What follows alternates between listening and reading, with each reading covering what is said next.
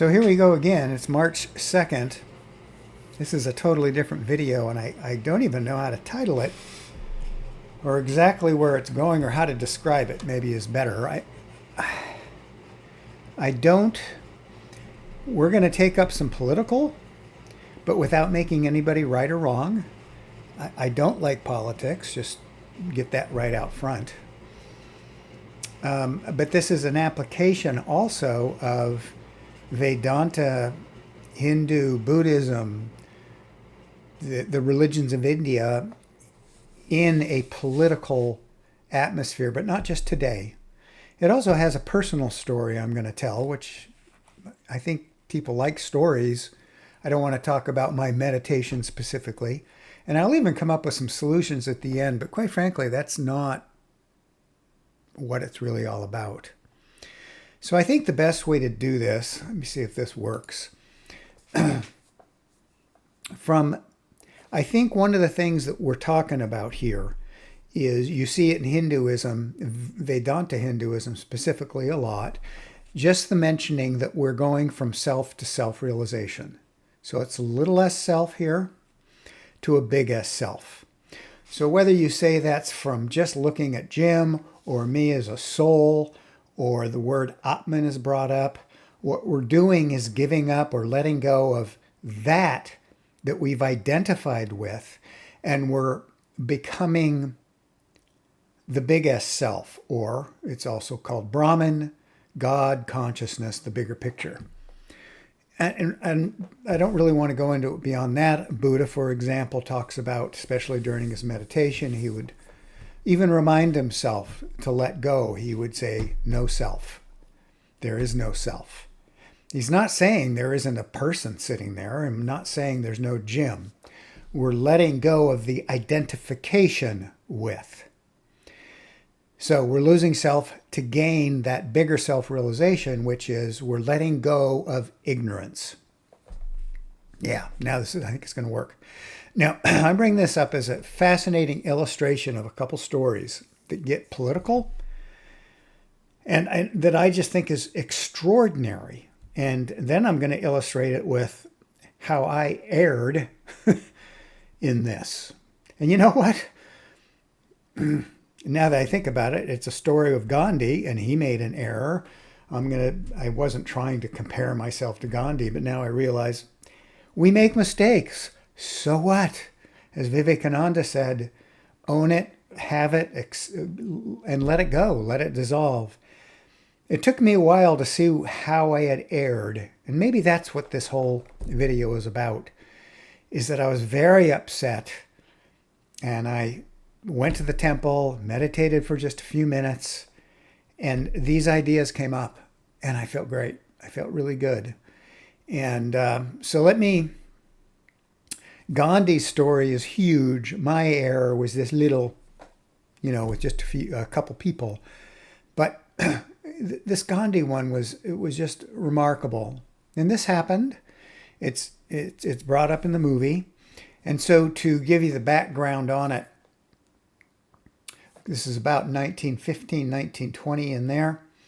And Gandhi had evolved into being called the father of India. He was basically the father of the whole movement to rid itself of British rule, which had been pretty ugly. And they wanted to run themselves.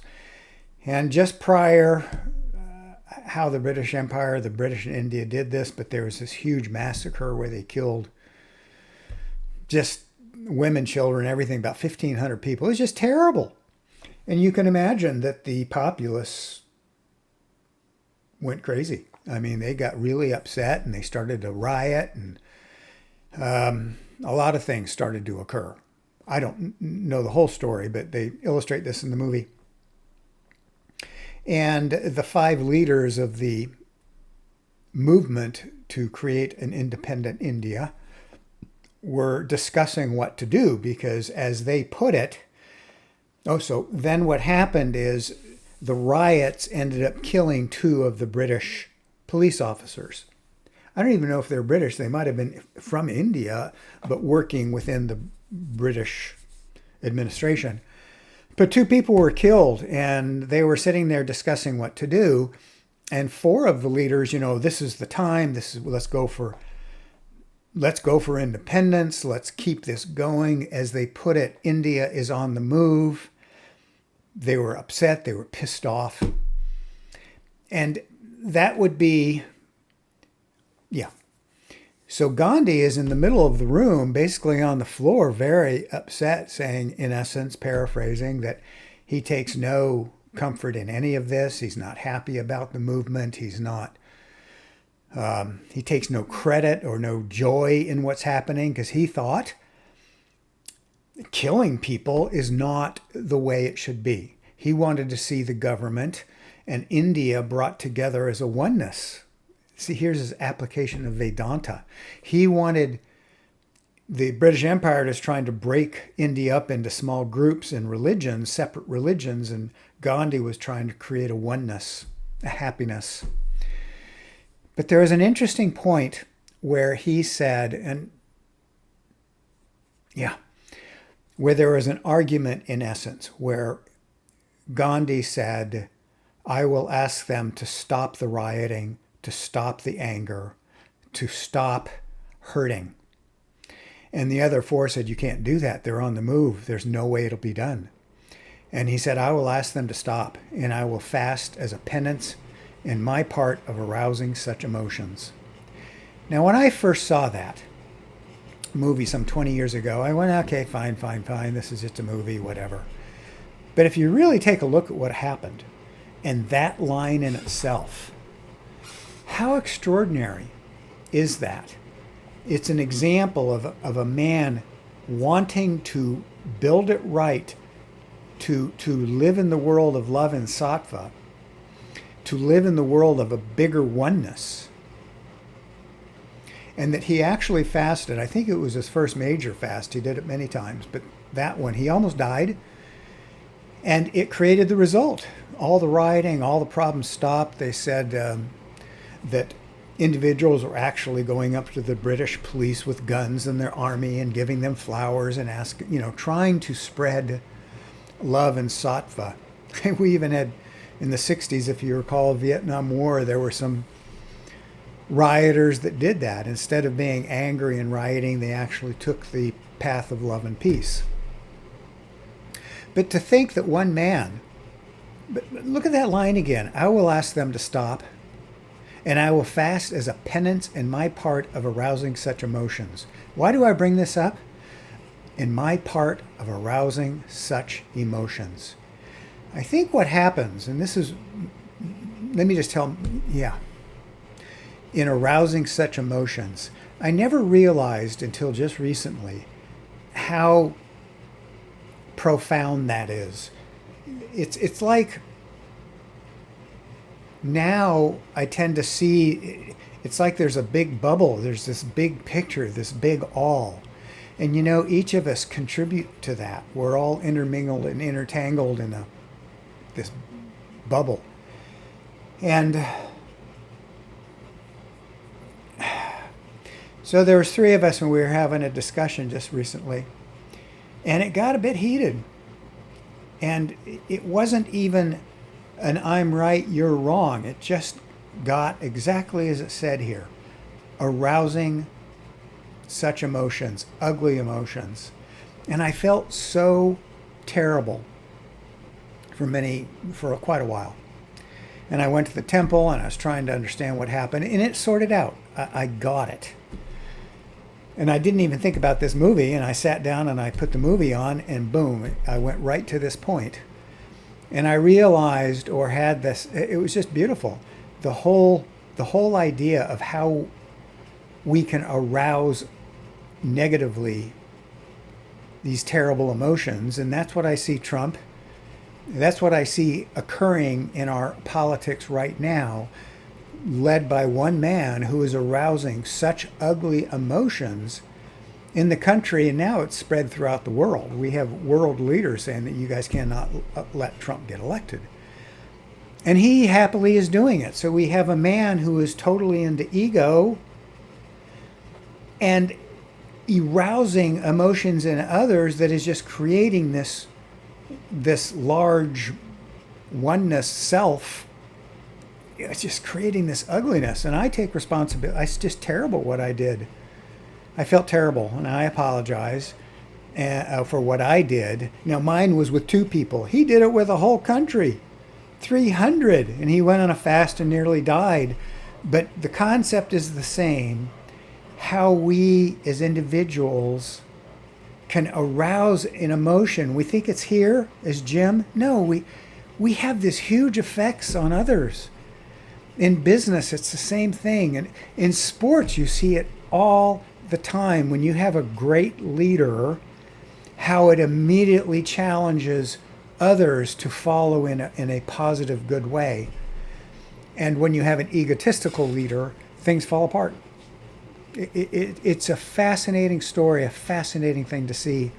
So I wanted to use these, and I wrote down here there's solutions, and no, I don't know. These are some interesting ideas that are talking about meditation and such. I felt like I should have some kind of statement of some ideas. I think the broad, basic statement of the solution, or what happened to me, is I just meditated on, or I accepted responsibility, and I started to look at it more as the bigger picture, whether you call that talking to God, becoming one with consciousness, but becoming more responsible. And all of a sudden I saw how I had created that mess.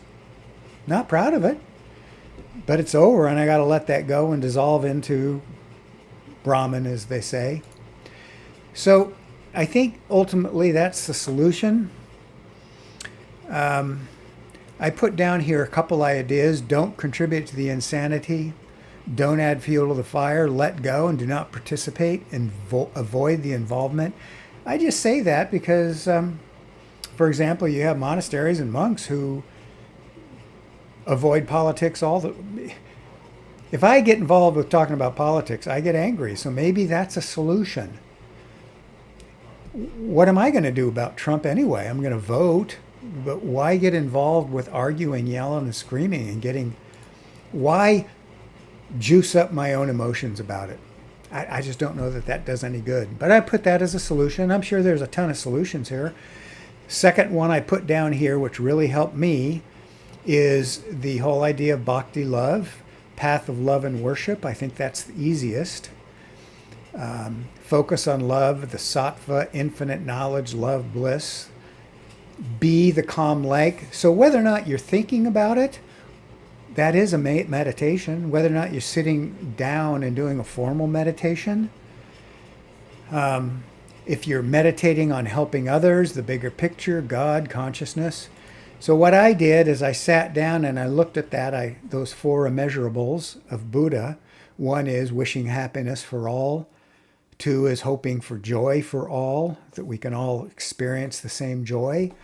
And thirdly is to have compassion and understanding for those that are having difficulty. And it started to go away. So I just wanted to put those down as potential solutions.